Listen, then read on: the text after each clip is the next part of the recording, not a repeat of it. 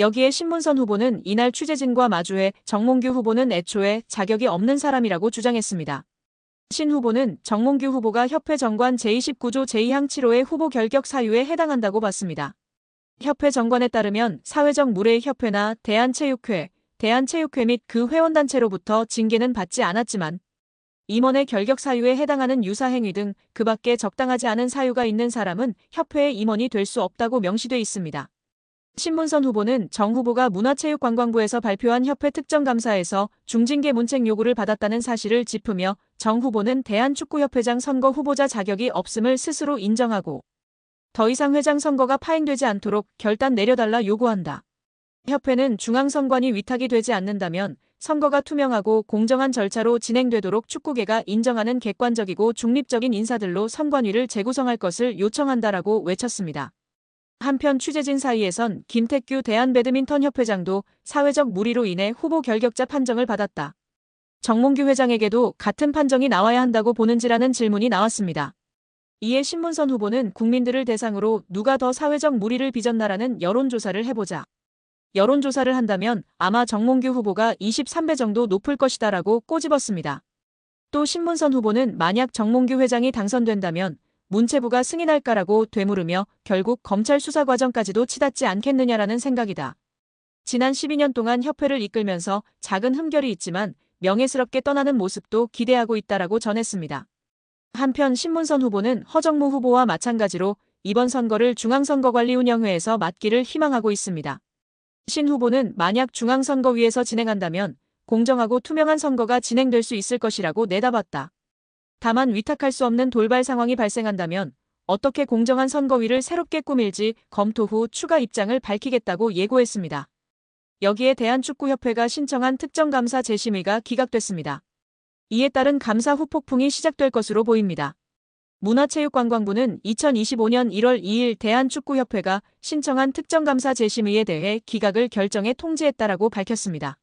앞서 문체부는 27건의 위법 및 부당사항들에 대해 축구협회에 징계, 시정, 주의제도 개선 등을 요구했으며 합리적인 개선 방안을 마련하도록 통보했습니다. 축구협회는 이에 대해 재심의를 신청했고 문체부는 감사심의위원회를 개최해 7개 안건에 대한 심의 후 최종적으로 모두 기각했습니다. 재심의가 받아들여지지 않으며 축구협회는 한 개월 내 징계에 대한 징계 의결 뒤 결과를 통보해야 하며 제도 개선이나 시정 조치에 대해서는 2개월 내에 문체부에 알려야 하는 상황입니다. 문체부는 최종 감사 결과 발표 당시 감독 선임 과정, 징계 축구인 기습 사면 및 철회, 천안축구종합센터 건립보조금 허위 신청 등에 대한 책임으로 자격정지 이상 중징계를 요구했습니다. 더불어 문체부는 김정배 부회장, 이임생 기술총괄이사 등에게는 홍명보 현 국가대표팀 감독 선임 과정에 책임을 물어 자격정지 이상의 중징계를 요구했습니다. 이어 홍명보 감독에 대해서는 전력강화위원회를 통한 재선임을 통보, 계약 유지 혹은 해지 여부 등에 대해서는 협회의 자율에 맡겼습니다. 문체부 관계자는 이번 축구협회의 재심의 신청 기각에 대해 해당 내용을 다시 살펴본 결과 문제가 없다고 판단했다. 중징계 정몽규 회장, 김정배 부회장, 이임생 이사의 자격정지 이상의 징계와 관련해서 축구협회가 한 달 내로 통보해야 한다. 이후 문체부는 이행 여부를 들여다볼 것이다. 이행감사 또한 이뤄진다라고 전했습니다. 축구협회의 감사 후폭풍이 이어질 것이라고 알렸는데요. 문체부 관계자는 축구협회의 대한민국 천안축구종합센터 건립 관련 차입금, 실행과 보조금 집행과 관련해 국고보조금 부정수급이 있었다. 보조금 환수 절차를 밟을 예정이다. 보조금 56억 원 전체가 환수 대상인지 여부 또한 따져 물을 예정이라고 말했습니다. 이어 보조금 환수 절차와 함께 이에 따른 제재 과징금이 내려질 것이다. 과징금은 환수금의 5배이다라며 국가사업에도 배제될 가능성이 있다. 한 해 축구협회에 370억 원의 지원금이 나간다. 횟수가 늘어난다면 축구협회 예산에도 영향이 클 것이라고 덧붙였습니다. 또한 국회 국정감사에서 제기된 HDC 현대산업개발 직원의 부적정한 축구협회 파견 의혹 등에 대한 감사는 여전히 진행 중입니다. 문체부는 해당 감사 또한 곧 공개할 예정이라고 밝혔습니다. 이로 인해 축구계에서는 걱정이 이만저만이 아닌데요. 최악의 상황을 걱정하고 있습니다. 최악의 상황이라 함은 보조금 환수 절차와 함께 이에 따른 제재 과징금이 내려질 것이기 때문입니다. 과징금은 환수금의 5배이기 때문입니다. 이에 더해 축구협회에 지급되던 370억 원의 연간 지원금도 배제될 가능성이 높아지고 있습니다. 이 같은 조치는 재정적으로 궁핍한 축구협회 입장에서는 자칫 파산, 부도의 위기로 내몰릴 수 있다고 판단됩니다. 천안축구센터의 공사는 당연히 큰 차질이 예상되고 직원들의 급여 지급도 원만하지 않을까 걱정이 됩니다. 이번 사태에서 가장 중요한 주체는 바로 축구 팬들입니다.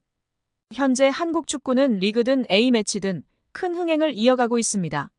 그만큼 팬들의 목소리는 한국 축구 전반에 걸쳐 큰 영향을 미칩니다. 팬들이 지속해서 축구협회의 투명성과 책임을 요구할 때 문체부는 국민 여론을 바탕으로 더 강력한 제재의 명분을 얻을 수 있습니다. 피파도 자국 내 여론이 극도로 부정적일 경우 여론을 완전히 외면할 수는 없을 것입니다. 한국 스포츠가 나날이 흥행하는 가운데 팬들은 이들 스포츠의 최종 소비자입니다. 팬들이 없는 현대 스포츠는 상업적으로 성공하기 매우 힘듭니다. 정몽규 회장과 축협은 피파라는 든든한 후원자로 인해 시간을 더 벌게 되었습니다. 문체부는 한 발 물러나 그들이 스스로 개혁할 시간을 주었습니다. 그러나 팬들이 이를 지켜보고 있습니다. 제대로 된 개혁을 보여주든 자신 없으면 포기하든 결론은 나와야 합니다. 그렇다고 문체부의 감사가 맹탕은 아니었습니다. 축구협회의 아픈 곳을 제대로 찌른 부분이 있었으니 천안축구종합센터의 정부 보조금 유용 문제였습니다.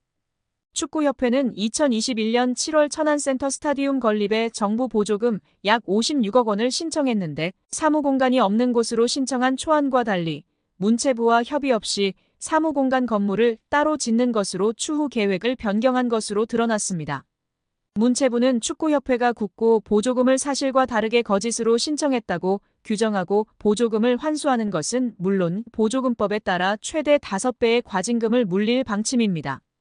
이렇게 되면 축구협회는 최대 300억 원에 이르는 돈을 부담해야 하는 처지가 되는데 천안축구센터 건립을 위해 하나은행과 615억 원 한도의 대출 계약을 약정하는 등 이미 막대한 채무를 지고 있는 축구협회의 재정 상황에서 결코 가볍게 볼 일이 아닙니다.